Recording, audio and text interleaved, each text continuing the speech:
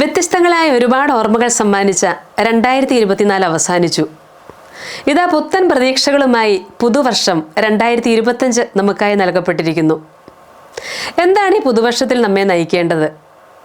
ആയുസ്സിൻ്റെ കണക്കിൽ ഒരു വർഷം കൂടി കുറഞ്ഞു. ഭൂമിയിൽ ജീവിച്ചിരിക്കുന്ന നമ്മെ സംബന്ധിച്ച് ഉറപ്പുള്ള ഏക യാഥാർത്ഥ്യം നാം ഒരിക്കൽ മരിക്കും എന്നതു മാത്രമാണ്.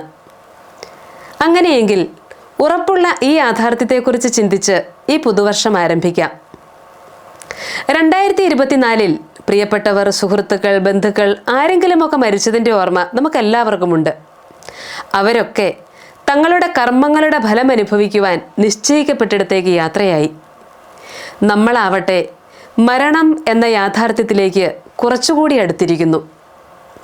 നമുക്ക് ഒരവസരം കൂടി ലഭിച്ചിരിക്കുന്നു.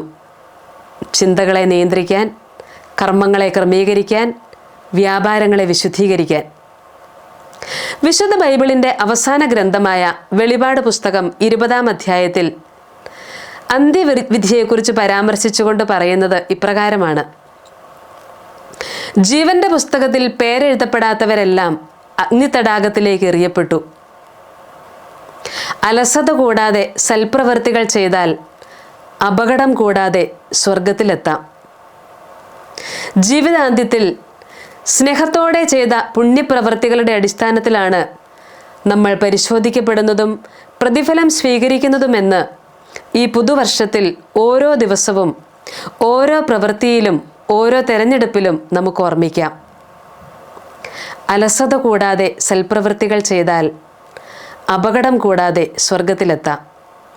എല്ലാവർക്കും ഹൃദയപൂർവ്വം പുതുവത്സരാശംസകൾ.